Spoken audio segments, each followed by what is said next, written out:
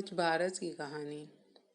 बछबारस का व्रत भाद्रपद माह के कृष्ण पक्ष की द्वादशी को किया जाता है। बछबारस की कहानी सुनी जाती है। इसे गोवत्स द्वादशी के नाम से भी जाना जाता है। यह व्रत पुत्रवती स्त्रियां पुत्र की मंगल कामना के लिए करती हैं। वत्स द्वादशी या बछबारस के दिन गाय और बछड़े की पूजा की जाती है। बछबारस के दिन गीली मिट्टी से गाय बछड़ा बनाकर पाटे पर रखें और अंकुरित दाल, मोट, चना, बाजरा चढ़ाएं। इस दिन गेहूं, जौ, गाय के दूध से बनी वस्तुओं का प्रयोग नहीं किया जाता। इस दिन निराहार रहकर व्रत करते हैं। बछबारस की कहानी।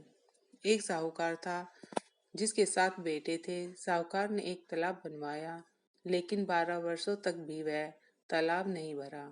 साहूकार ने कुछ विद्वान पंडितों से पूछा कि इतने दिन हो गए, लेकिन मेरा तालाब क्यों नहीं भरता है। तब पंडितों ने कहा कि तुम्हें तुम्हारे बेटे और तुम्हारे बड़े पोते की बलि देना होगा, तब ही यह तालाब भरेगा।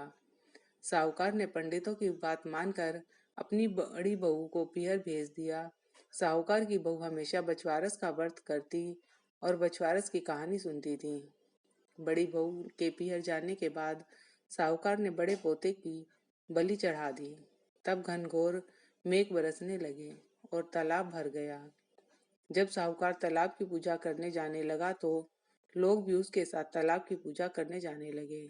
जाते समय साहूकार ने अपनी दासी से कहा कि गेहुला धानुला बना लेना, अर्थात चने मोट बना लेना। साहूकार की गाय के बच्चे का नाम भी गेहुला धानुला था। तब उस दासी ने गाय के बच्चों को बना लिया। साहूकार व साहूकारनी गाजे बाजे के साथ अपने बेटे और बहू के साथ तालाब को पूजने लगे।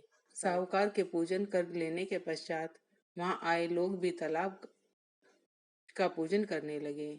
उसी वक्त जिस पोते की बलि दी गई थी वह गोबर में लिपटा हुआ मिला और आकर कहने लगा कि मैं भी तालाब में कूदूंगा। उस बच्चे को देखकर साहूकार ने कहा कि मैंने तो इसकी बलि दे दी थी, जिससे ही यह तालाब भरा है, लेकिन गाय माता ने हमारी लाज रख ली, हमारे पोते को वापस लौटा दिया। अपने बेटे को देखकर बहू भी बहुत खुश हुई।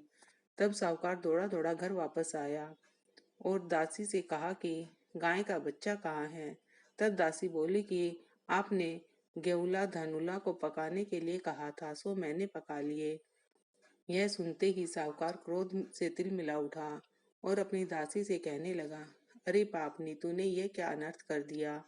एक पाप उतार कर आए, उससे पहले ही तूने दूसरा पाप हमारे लगा दिया।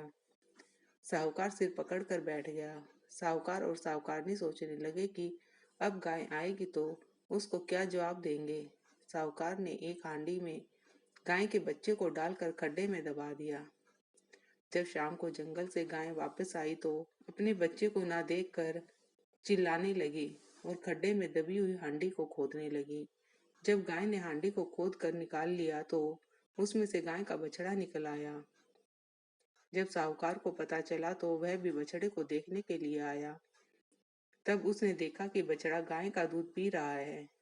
तब साहूकार ने पूरे गांव में ढिंढोरा पिटवा दिया कि सभी स्त्रियां बछवारस का व्रत करें।